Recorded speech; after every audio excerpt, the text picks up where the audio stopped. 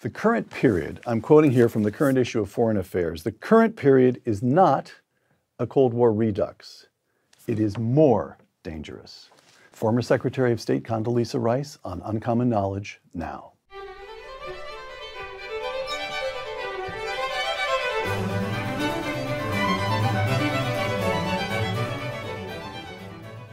Welcome to Uncommon Knowledge. I'm Peter Robinson. The daughter of a pastor and a teacher, Condoleezza Rice grew up in segregated Alabama, then went on to become the Secretary of State. She now serves as director of the Hoover Institution here at Stanford and is a member of the ownership group of the Denver Broncos. Before we get to pesky little matters like the state of the world, yes. 3-3 season, is it time for Broncos fans to abandon hope? Oh, I just want to be 4-3. Let's take them one game at a time. Okay, all right. Good luck with the Saints. First question.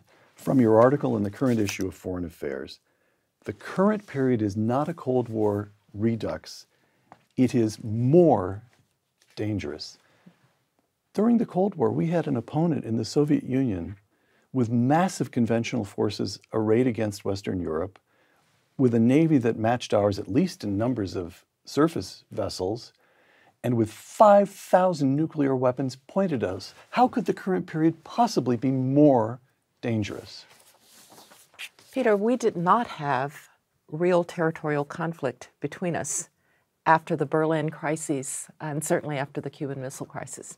So for roughly almost 30 years with the Soviet Union, we lived in this kind of cold peace, as it's been called. Right. We could finish each other's sentences about nuclear deterrence. We had created a whole way of thinking about accidental nuclear war. But the more important point is that the Soviet Union was a military giant, but it was an economic and technological midget. China is technologically, economically, and militarily increasingly the equal of the United States. And so the adversary is different this time around. We also have a China that's completely integrated into the international economy. So you have these aspects, great power conflict, a technological arms race, and probably the most important thing, questions about whether America really wants to lead. That's why I think it's more dangerous. Okay, so if we could, during this conversation, let's go through the nature of the threat, China, Russia, Iran, and then I'll tell you why you're mistaken, and all of this means that we should return home. We should pull in our horns. We should return to isolation. I'll fight with you on that. That's the deal. And then we can close with some thoughts, because as you and I speak today, there are a low double-digit number of days between now and Election Day. All right. From your article in Foreign Affairs, China now has the largest navy in the world. The growth in China's nuclear arsenal is also alarming. This comes against the backdrop of an arms race in technologies, artificial intelligence, quantum computing, synthetic biology, robotics, and others. In the United States, the supply chain for everything from pharmacological inputs to rare earth minerals runs through China, and then there is Taiwan, close quote. Here's the threshold question. In a way, it's the theme of our whole conversation today. Are we up for this? We have to be up for it. First of all, we have to recognize that it didn't happen by accident. We actually had a narrative, a belief in integrating China fully into the international economy. When Deng Xiaoping decided to take China out of isolation, we faced a choice. Were we going to try to isolate 1.4 billion people with a growing economy, or would it be better to have them fully integrated? And that integration created exactly some of the points that you've just made, the supply chains that ran through China because it was more efficient, not worrying terribly much about whether or not you were going to get rare earth minerals from China. China was the place to manufacture. It was the place to assemble. There was so much that was to be beneficial about China's integration into the international system. Beneficial for us. Beneficial for us. Right. Well, beneficial for the world economy. And in fact, China did contribute to growth. It was very important. But something happened, which is that I'm not much for the great man theory of history, but Xi Jinping's regime has been different than the regimes before it. No, we always said, Peter, you cannot have both economic liberalization and political control. Right. And for a while, and for a while, China was moving to private enterprise, the big companies like Alibaba and Tencent, and you were manufacturing there. It seemed to be working. And then Xi Jinping comes in and he says, thank you very much, I think I'll take political control. And now it's a very different China. And so the recognition that all of the investment that we were putting in through venture capital and through U.S. investment into Chinese technology, were we really doing that so that that technology and what China itself called civil-military fusion, so that that technology could be handed to the People's Liberation Army so that they could force us out of the Indo-Pacific with claims in the South China Sea, claims against our allies like Japan and the Philippines? That was the realization that this has somehow, this bet that we made on integrating a country that had a fundamentally different social and political system, but was prepared to play the capitalism game, that maybe that bet hadn't paid off just as we had expected. It's come proper. Could I dwell on that bet for a moment? Yeah. Because I think every time I ask a question, of course, feel free to correct the question if you want to. But it seems to me that understanding what went wrong is important in understanding what we face now. Okay, so, I mean, as way far back as the Reagan days, I was in the Reagan White House, we had great hopes that China would follow, exactly as you said, this basic pattern. First you get economic growth, and then as your people get richer, they will begin to push for political freedom. And by the way, it happened in South Korea, and it happened in Taiwan. This was not a crazy idea. Our late Hoover colleague, Harry Rowan, writing in 1996, quote, "When will China become a democracy? The answer is around the year 2015. Yeah. And nobody laughed at that when Harry published it in 1996. No. Okay, it didn't happen. Is it the case that it didn't happen? I'll put this crudely, but is it the case that it didn't happen because they're communist? The South Koreans aren't. The Taiwanese are not. As you know, our Hoover colleague, Stephen Kotkin, if you ask him what's the signal finding of a lifetime that you, Stephen, have spent in the Soviet archives, if you could reduce it to a sentence, and he always answers, they were communists. They really believed it, and that meant they had permanent aims against us. Is it because the Chinese are communist, or because we got stuck with this unusual man, Xi Jinping? And if the former is the case, that's one kind of problem.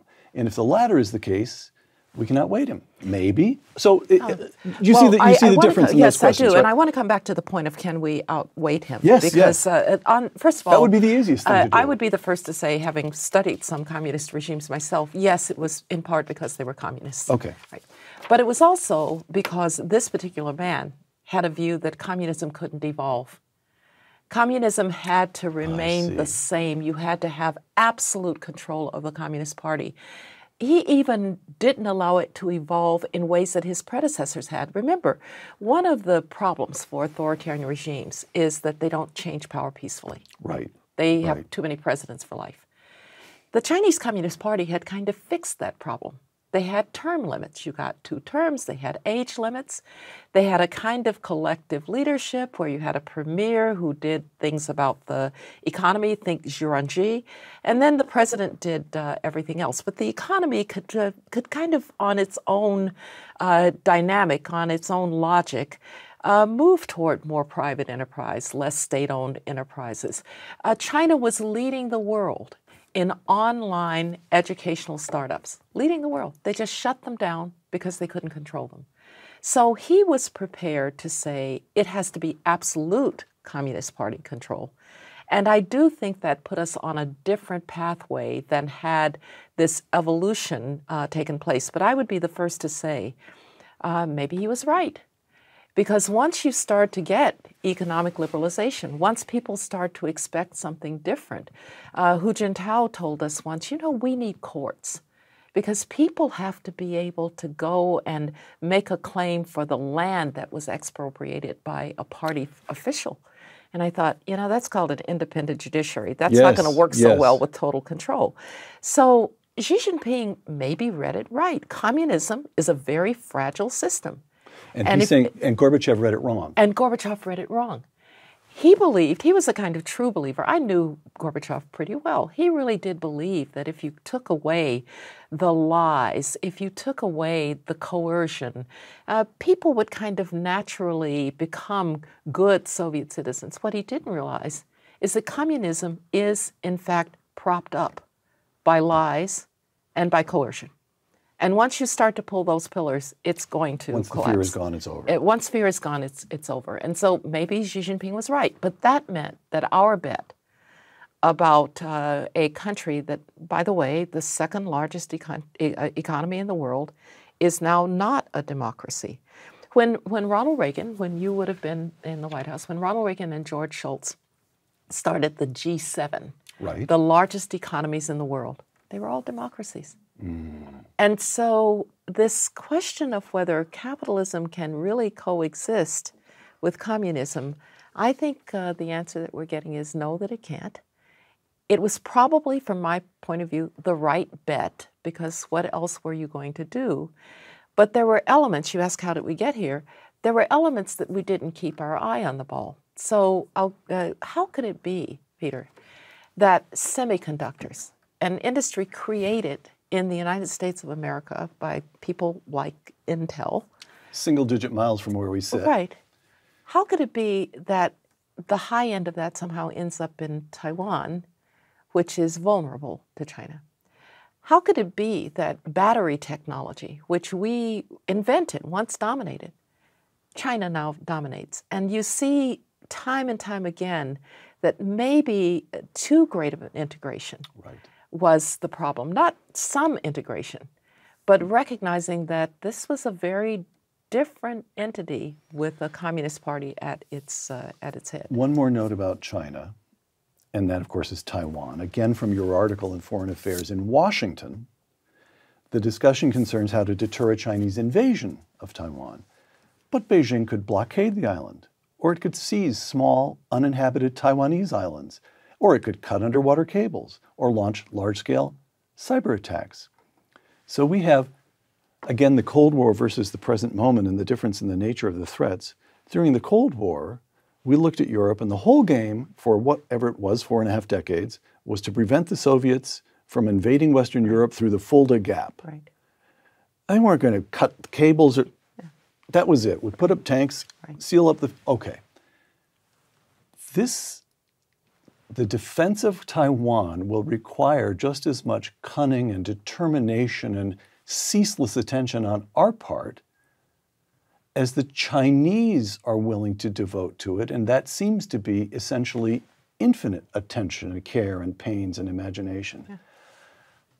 Again, as it currently configured, are the Pentagon and the State Department up for this? Just managing that one point of contact. That one point of contact, and we'll come to the problem of overreach, the fact that we have so many of these, right? But let me just say a word about Taiwan. One of the things that's been concerning to me, and it's something we've been trying to do something about at the Hoover Institution, is that it's almost as if the thinking in the Pentagon and in Washington is just such blunt thinking. It's going to be an amphibious landing on Taiwan. The military people will tell you that looks like D-Day times 100. Right. China has many, many other options vis-a-vis Taiwan because they don't have to occupy Taiwan. They just have to change the politics in Taiwan till it looks like Hong Kong. And so that, everybody talked about one country, two systems when Hong Kong was given back to China by the British. Well, it became one country, one system. And so what the Chinese would do, I think, for Taiwan is to try to put so much pressure that you have a very pro-Chinese government in Taiwan, and then just slowly but surely it erodes Chinese independence, or Taiwan's independence. Again, correct me if I'm wrong about this, but my observation on Hong Kong, a few 100,000 people left when the Chinese got rough on Hong Kong. Right. But the business establishment, as far as I can count it, I'm not an expert, you are. Jimmy Lai is in prison and Martin Lee is under house arrest. That is 2 members of the Hong Kong business establishment that stood up to Beijing, and everybody else, in effect, cut a deal. So For now. Well, so Yes. why the Chinese say, look, we did it in Hong Kong. Yeah. These people in Taiwan are business people. They'll come to an accommodation once we tighten up the situation. Isn't that a reasonable fear? Well, or is there a difference somehow? I think there is a difference. Okay. And I think Hong Kong was always special in some way. Right. And I don't know that there was a Hong Kong identity in the way that there's a Taiwan identity. You know, they did a poll not too long ago, and 70% of Taiwanese do not think of themselves as Chinese. They think of themselves as Taiwanese. Okay, that's a very basic fact. And that's a very different way of relating to the mainland. But the mainland may intend to test that proposition. And what I think we have to do is to figure out how we deter the all-out military attack, but how we also respond when you have something like the exercises that China has just been carrying out around Taiwan because they don't like what the president of Taiwan said. We saw it when Nancy Pelosi made her visit there, kind of denial exercises, quarantine. We just need to expand our thinking about what we might be facing, because at some point, if those kinds of tactics are employed, where do we respond? When do we respond? It becomes kind of salami tactics, and that's what I worry about more with Taiwan. We'll come to this, but one answer is just forget about the whole problem. We'll come to that. All right. We'll come to that. I want to at least touch on Russia and Iran. Yeah. February 2022, Russia invades Ukraine. It fails to subdue the entire country, but as of today, Russia occupies about a fifth of Ukrainian territory, and the conflict has settled into a war of attrition. Right. I mean, the fundamental dynamics are not all that different from the First World War, trench warfare, effectively. The Russians, since the war began, since the invasion in February 2022, the Russians have lost 120,000 dead and 500,000 wounded. Right. According to a Defense Department spokesman, quote, Russian losses in just the first year of the war, and now we're into the second, of course, in just the first year of war exceeded the total of all Soviet losses since World War II combined. Yeah. Putin has just taken more losses than Stalin, Khrushchev, Brezhnev, Andropov, Chernenko, and Gorbachev combined. Yeah. What does he think he's doing? What is in his head? Yeah. What's in his head is he cannot lose this war. What's in his head is the Russian Empire cannot tolerate an independent Ukraine. And he is doing it in a really quite gruesome way. Because actually the British numbers are higher than that. They're closer to 600,000 wounded. But whether it's 500 or 600,000, 500 or 600,000 casualties, right. Whatever it is, they're not those blonde boys from St. Petersburg and Moscow. These are the poor kids from Dagestan. These are the prisoners. They're throwing unarmed, untrained young men, just cannon fodder at the front. And in doing so, they simply overwhelm the numbers. Russia is depending on something it's always had, mass, to just overwhelm a Ukrainian nation that just doesn't have that many people. And that's what's in his head. Eventually, the Ukrainians will have to cry uncle because I can just keep throwing people. If the game is attrition, he can win it. If the game is attrition, he can win it. And that's what he thinks. I will say this.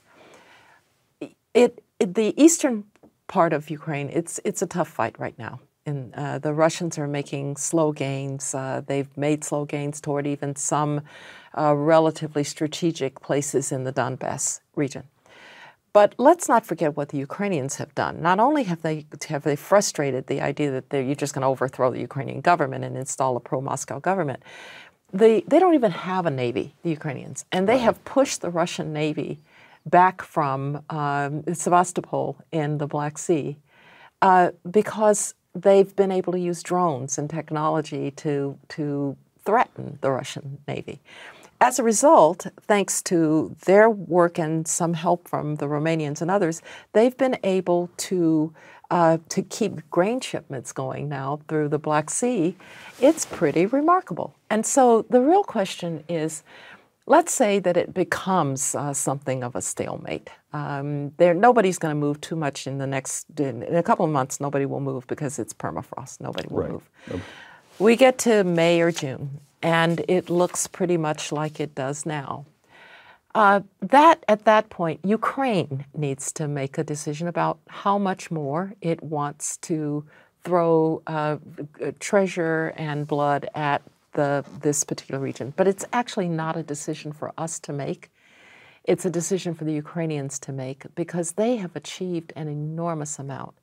And the question for me is there a pathway to a prosperous Ukraine, a free Ukraine, a secure Ukraine, even if there's a frozen conflict? And one of the questions that will be asked of us is, what will we do for the security of Ukraine going forward? And that's going to be a hard discussion inside the United States. But I think some combination of the Ukrainians holding hostage some of what Russia cares about, for instance, those naval bases and the like. So the parallel, we keep going Cold War, the present. There are parallels. They only go so far. But the parallel there might be Korea. Or Germany. We lost North Korea, but the rise of South Korea still represents one of the stunning accomplishments of the 20th century. All right. Yes, and just one other thing. People talk about a negotiated solution.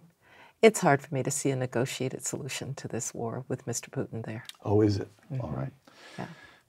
He's 60, hold on a moment. He is 72, and the average life expectancy for Russian males is 67. We can wait this guy out. We can wait him out, although the average life expectancy is not the life expectancy of people who live in the Kremlin. Who live in dachas. Yes, exactly. All right. He has pretty good medical help, would be my guess. Right. Iran, from your article in Foreign Affairs, Tehran's proxies are a constant source of trouble. The Houthis endanger shipping in the Red Sea. Do they ever? Hamas recklessly launched a war with Israel. Hezbollah in Lebanon threatens to widen that war into a regional conflagration. Add to this observation, an observation made this past summer by your successor as Secretary of State, Antony Blinken. Iran's breakout time, that is the time needed to produce enough weapons-grade material for nuclear weapons, is now, and here I'm quoting Secretary Blinken, quote, is now probably 1 or 2 weeks. Yeah. Not years, weeks.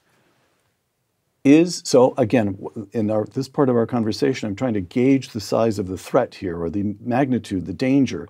Is the regime in Iran a problem to be managed or a threat we must eliminate? Well, this is written before the events that we've just seen in the Middle East. Yes. And I have to say, what the Israelis have achieved in weakening Hamas, I don't know how much they've weakened Hamas, but quite a lot. A lot. It has to be a lot, right? And then there's Hezbollah. If you're a Hezbollah terrorist, aren't you looking at the other Hezbollah terrorists and saying, which one of you is an Israeli mole? Because to penetrate that organization, to know where Nasrallah was, to then kill his second in command, to be able to put a device inside of their walkie-talkies, and this is revolutionary. Because Hezbollah, George Tenet, the CIA director, once told us, Hezbollah is the A-team of terrorism, he said. And by the way, they run drugs down into Latin America. They own Beirut.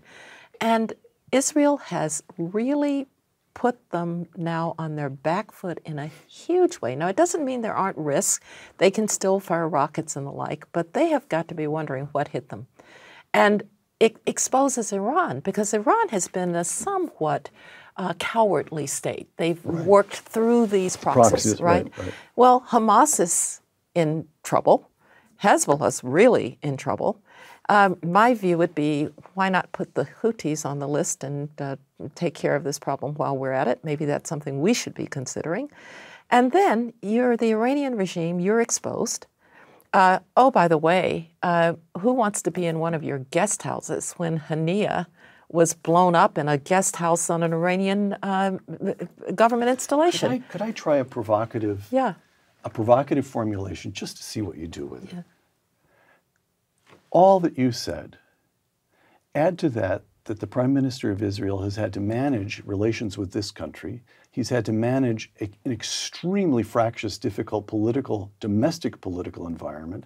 His party has a very narrow majority in the Knesset, so he's clinging to... And all of that said, in the last month or so, he's changed the dynamic throughout the Middle East. As we speak today, in this year, 2024, I know you don't like the great man theory. Is Bibi Netanyahu the greatest man in the world? Well, that system, I would say. I know Bibi Netanyahu, and look, he's something else. He's not the easiest person to deal with, but what he has done, what that system has done, give credit not just to Bibi, give credit to Mossad, give credit to... This is a professional question, almost a technical question. Yes. So when Hamas attacked, a lot of people, including the person you're talking to, one of the reasons I felt so depressed, of course, it was a horrible massacre, but also our own interests. I had been thinking that Mossad is the best intelligence agency in the world. They've got Tehran. Tehran may be 2 weeks away from a nuclear breakout, but it's also a very unhealthy environment in which to be a nuclear physicist in Tehran. Mossad has this one. And then we think, oh no, maybe Mossad was never what we thought they were. So we have this failure, intelligence failure, at least in part an intelligence failure on October 7th. And now we have, they know where every big shot is. They can plant these pagers. We're back to the Mossad is invincible. Exactly. So which of these is true? How do you weigh them as a professional? They may both be true. I don't know. And eventually there'll be a kind of reckoning for what happened with the strategic failures, the intelligence failure on October 7th. Some people say, look, they just didn't believe it possible. You know, the failure of imagination that we sometimes talk about. But leaving that aside, what they have done with Hezbollah is remarkable, and it will do two very important things. One, we talked about. Iran has got to be wondering, oh my goodness, our best and brightest have just been taken down. But secondly, it really does potentially free Lebanon. Hezbollah has held Lebanon hostage for decades. I was the secretary in 2006. I negotiated Resolution 1701. Now, 1701 was supposed to have Hezbollah go back across the Litani. They were supposed to flow the Lebanese army in. Everybody now thinks the UN peacekeepers there have not been very good. I would be the first to agree with that. We tried very hard to get UN peacekeepers who would be under a UN security blanket to be able to actually challenge Hezbollah. We couldn't get it. So now Israel has changed the nature of things. Maybe Lebanon would finally have a chance. You know, Hezbollah assassinated Rafiq Hariri in 2005. The then Prime Minister. The then Prime Minister, who really, he was a bright light for Lebanon. They haven't allowed a presidential election in Lebanon for the last 2 years. So when people think about the change in balance, think about Hezbollah also not being able to dominate Lebanon in the way that they have. But I want to come back to Iran. I know that people talk about the progress of the Iranian nuclear program. I was never much for negotiating with the Iranians about this if they were going to be allowed to reprocess the fuel that they have now done. That said, they have, we believe, the components, the fuel, the bomb design, the delivery vehicles. We now know they have ballistic missiles because they've loosed them on Israel. The question is, can they put it all together? And nuclear weapons, not so easy. Not so easy to deliver, not so easy to get the right level of explosion. And so I think one thing you could say to the Iranians is, all right, we know where you live, and we know what you've got. Don't even think about trying to make it a usable nuclear weapon. And that's a little bit different than saying, oh, they're so close to the fuel, they're so close to the bomb design, they're so close. There's still a step that they have to take to be an actual nuclear power. And it may be, given their weaknesses, that you want to do that. It says something, too, Peter, because, you know, one of the lines that I use from the Cold War is, and it speaks to China, Russia, and to Iran. George Kennan, in his famous telegram, said, we have to deny them the easy course of expansion until the day of external expansion, until the day that they have to turn to deal with their own internal contradictions. February 1946, if I recall correctly, and he's writing about the Soviet Union. And I can tell you that being in that White House for George H.W. Bush in 1989, 1990, 1991, it was the Soviet Union having to turn to deal with its own internal contradictions, having been held in check for all of those years by American power largely. And maybe that's the lesson, that if this isn't a Cold War, there is still one really important lesson, which is that these regimes are ultimately fundamentally weak. Ultimately. Not today, not tomorrow. China is not the Soviet Union. Let us not scare ourselves to death. Let's not scare. Let's make sure that they can't expand. Let's make sure that they can't push American power out. Let's make sure that they can't win the technological arms race. And maybe the day will come when some young specialist for a future American president is talking about the day when they had to deal with their own internal contradictions. Okay, lovely. But now I'm going to tell you why that's just sentimentalism, and you're all wrong. And you're partly onto it yourself. I'm quoting you from Foreign Affairs. After World War II, the United States was a confident country with unbridled optimism about the future. The United States is a different country now. I'm quoting you to yourself. Yes. The United States is a different country now, exhausted by 8 decades of international leadership, some of it successful and appreciated, and some dismissed as failure. Okay, give me a moment or two to set this up. This is, at a minimum, this is an impulse that animates some very large portion of the country and some very large portion of both political parties now. We're broke. When Ronald Reagan took office during the Cold War, federal debt amounted to 30% of GDP. Today, that figure is 120%, a 4-time increase in debt as a proportion of GDP. Our military, totally inadequate. Former Secretary of Defense Robert Gates writing just this last fall. Our Army is shrinking. Our Navy is decommissioning warships faster than new ones can be built. Our Air Force has stagnated in size, and our defense industrial base cannot produce major weapon systems in the number needed, or as we have seen in Ukraine, the vast amount of munitions required. Close quote. There are different ways of interpreting the slogan, "Put America First." Yeah.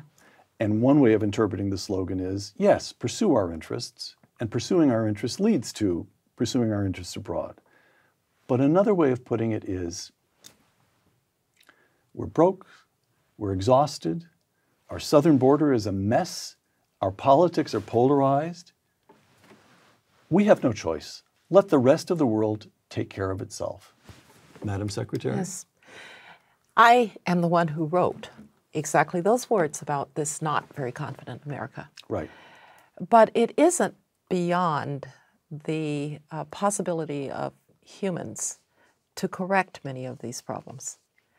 And so when you talk about our debt, we know that some answers to the debt are going to be very hard, but we're also going to actually have to do it, not just to be a factor abroad, but for our own health and well-being. I mentioned the people who got left behind by globalization, the people that J.D. Vance wrote about in Hillbilly Elegy. Yes, we have to do something about that. We have to educate them. We have to give them skills. Yes, we do have to revitalize our defense industries. But, you know, we don't have to. We have a huge defense budget. We don't have to just do it by buying all the same things we've been buying. There are companies right here in the Silicon Valley that have important answers to some of our most dire military needs. We've talked about drones. We've talked about new technologies. If we could just get the Pentagon to organize to spend the $800 billion better, that would be a really important step forward. And so it's not beyond us to solve some of these problems, and I think we'd better do it. Because the real answer to you, Peter, is why not let the rest of the world do it? I say this in great powers don't mind their own business. They don't. They shape the world. And the great powers right now that are in line if we leave the playing field, not Germany, not France, it's Russia and it's China. And do you really want to live in a world shaped by Russia and China? You know, I look at this alliance of the 3+1, I call it, because the North Koreans, nobody really trusts very much. China, Russia, Iran, and North Korea. And North Korea, on a right, good day. on a good day. All right. And I say to myself, first of all, they have a lot of they can do a lot of damage, right? But they have a lot of contradictions among them too. You really think those xenophobes in Russia are thrilled to see the Chinese dominating Central Asia, which used to be a part of the Soviet Union? You think they aren't a little unnerved by what's happening to Iran and its proxies in the Middle East today? I just saw Vladimir Putin went to Pyongyang, right? That, by the way, turned the South Koreans on a dime. They're furious. But it appears that little Olga and little Alexei, Russian children, are going to go to summer camp in Pyongyang. Boy, that'll be fun. That'll be fun. So let's recognize that we have some problems, some weaknesses. We also have some incredible strengths. We have, of course, an economy that is still the envy of the world. We have technological and capability and innovation that just keeps, despite everything else. And I just want to make one other point. Of course. We have an energy bounty that if we don't mess it up, we will be able to restructure the landscape for one of the most important elements of national growth and international growth, which is the energy picture. So we have our strengths, we have our troubles, but the thing that we cannot do is cede the ground to others, because we're not going to like that ground if the others are the dominant powers. You were addressing what I myself take to be the deep question in the current election. We'll come to the candidates in a moment. Yeah.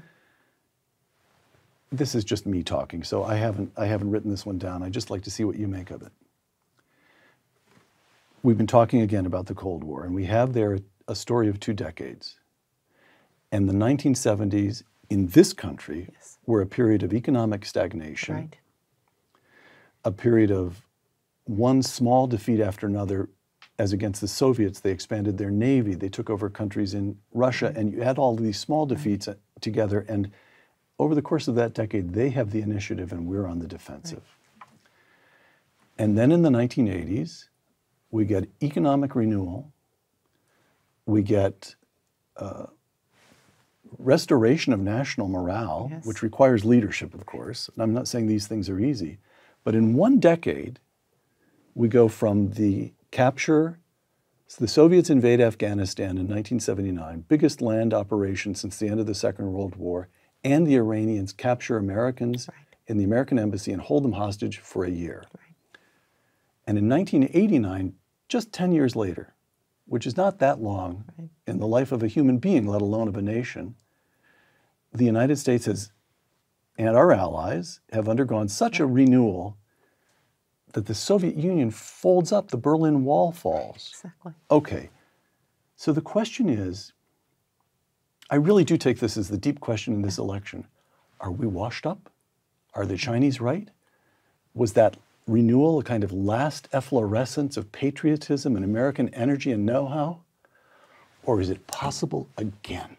It is possible again. And it was a recognition of our strengths and the needs to mobilize them and their weaknesses.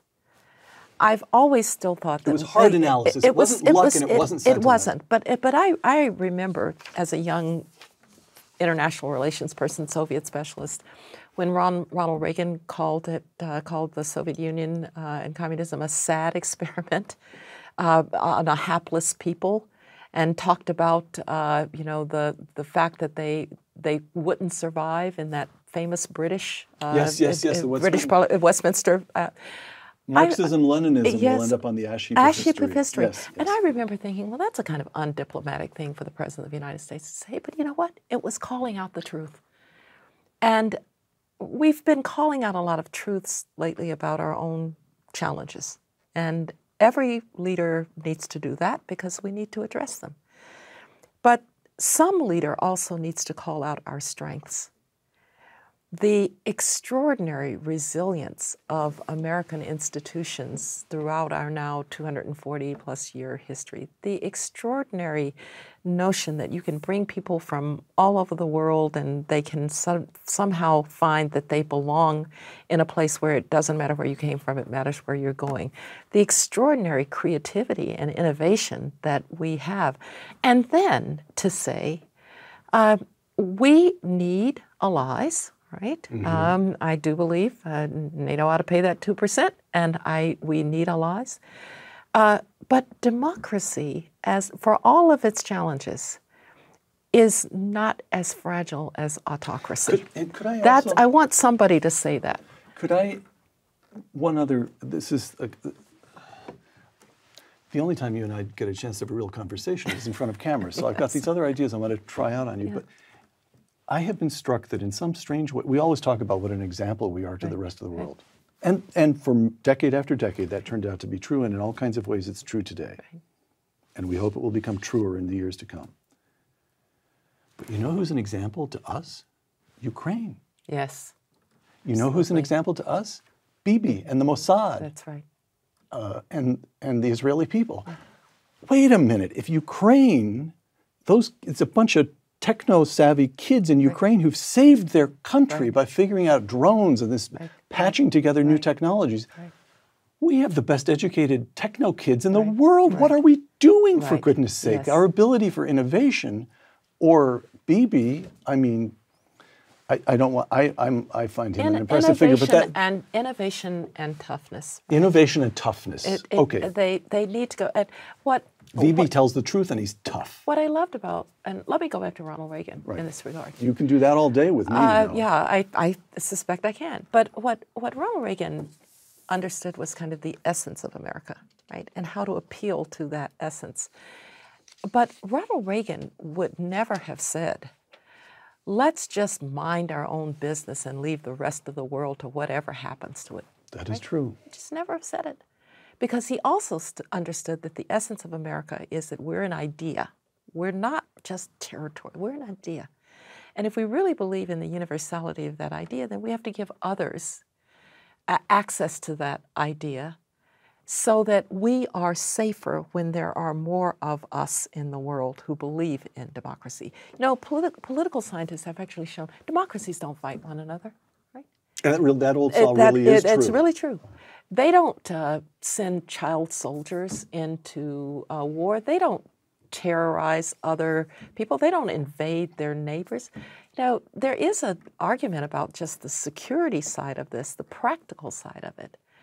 But it is also the American people, even if a little tired of international leadership. I've always said, Peter, Americans carry two contradictory thoughts. One is, can't somebody else do this? For goodness sakes, we defeated the Soviet Union. We unified Germany. We defeated Al-Qaeda. Can't somebody else step up? But then Americans also carry in their heads, you mean a larger country just wants to extinguish its smaller neighbors? We can't let that happen. We can't let people be beheaded on television. We can't do that. So if nobody else will, maybe we should. And I've been saying this to some who want to talk about America first as meaning mind our own business. Right. I say, I don't want to be the President of the United States on the day when Xi Jinping and Vladimir Putin are on their victory tour, having defeated the greatest collective security organization in human history of democracies, NATO. I don't want to be president, because I really don't want to be the president who says, you know, I could have stopped that.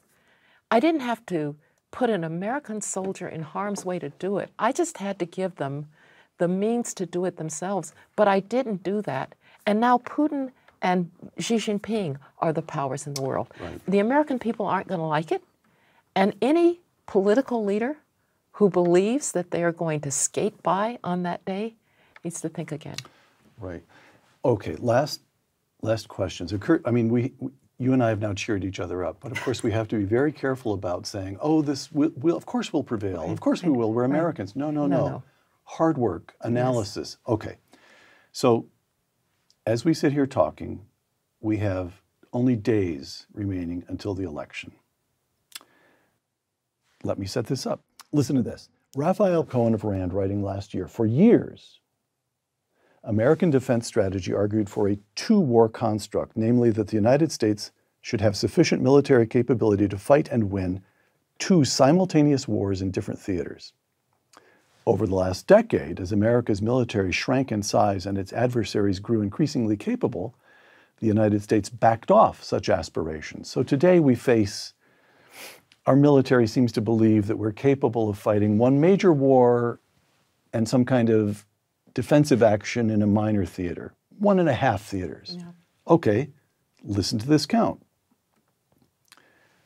Ukraine and the Baltic, Israel in the Eastern Med, Taiwan in the North Pacific. That's 3. And all 3 are really dangerous. Okay, let's go through it. Your advice, your foreign policy advice for Kamala Harris. If you really do want the most lethal military in the world, are you prepared to increase the defense budget? Okay. Your advice for former President Donald Trump. If you really do want to follow up on that 2% contribution to NATO, I'm all for it. But remember how important allies really are to the United States and to the free world. Okay. And here's the last question. Your advice for voters. Early mail-in voting, early balloting is down this year from 4 years ago. There are ways of interpreting that, but one possible reason for that may be that Americans are actually taking this one especially seriously, right. taking time to think this over. So when it comes to foreign policy, what should the voters be weighing as between Kamala Harris and the Democrats and Donald Trump and the Republicans? Look, I don't want to personalize it to candidates because I think it's the same question for anybody who wants to be president of the United States. And that is, you see that there's a chaotic and difficult world out there, you, American voter. You read the newspapers, you see it on television. Do you really believe that that chaos is going to subside or get better if America withdraws? Do you really believe that? Mm-hmm. And if you don't believe that, ask hard questions of the people who want to lead you as President of the United States as to what they're going to do about it. How are they going to bring all of these elements of American power, our allies, our still considerable military power, our energy resources, how are they going to bring them together, our innovation, our creativity? How are they going to bring them together in a way that serves Americans who felt they were left out, and so that the American dream still exists for everybody, but also challenges all of us to go into that world and to try to make some sense out of this chaos. Because that's what we did after World War II. We made sense out of the chaos. Mm. Now, you talk about, the 2.5, it was 2.5 wars when I was in office. It was down to 2.5 by then. Down to 1.5 now. But it's really interesting that everybody talks about having to fight a war here, fighting a war there. And I'm going to go back to, I worked for George H.W. Bush, and I always felt that he was exactly the right person at the time to put the Germans in the lead on German unification. He was a humble person who put himself in the background and never wanted to embarrass Gorbachev, and therefore I think really delivered at the end of the Cold War. He'd been set up by Ronald Reagan, who had a certain audaciousness about him to say that it is peace through strength. Right. He didn't say war through strength. He understood that if you were strong enough militarily, if you could deter, you might never have to fight any of those wars. And he understood, too, that if you could call out the weaknesses of a regime that is terrified of its own people, which is what authoritarians are, then ultimately you could put that regime into a situation where it had to face its people. I'll tell you one final story. I was with President Bush in Romania. Which Bush are we with now? George W. Bush. W. Bush, right. In 2005, Romania had become a member of NATO. We were there to celebrate, and there was a square that they took us into, and they said this square was filled with 250,000 people when Ceausescu, the communist leader of Romania, came into this square. And he was exhorting, you'd had revolutions in Czechoslovakia and Poland and Hungary, and he was exhorting the people for what he'd done for them. And all of a sudden, one old lady yelled liar. And then 10 people yelled liar, and then 100 people, and then 1,000 people, and now 100,000 people are yelling liar. And all of a sudden, Ceausescu knows that the fear that he has held over his people has reversed. It's gone. The fear is gone, and now he's just face to face with the anger of his people. Authoritarians know that what I've always called the Ceausescu moment is ultimately there for them, because that fear that they hold will one day break. That's what Ronald Reagan understood. And he understood that you just had to, again, to quote George Kennan, deny them the course of external expansion until that day comes was our job. Would you close by reading a passage from your article Yes. in Foreign Affairs? Yes. Thank you. Yes. The future will be determined by the alliance of democratic, free market states, or it will be determined by the revisionist powers, harking back to a day of territorial conquest abroad and authoritarian practices at home. There is simply no other option. Condoleezza Rice, former Secretary of State, Director of the Hoover Institution, thank you. It's a pleasure. For Uncommon Knowledge, the Hoover Institution, and Fox Nation, I'm Peter Robinson.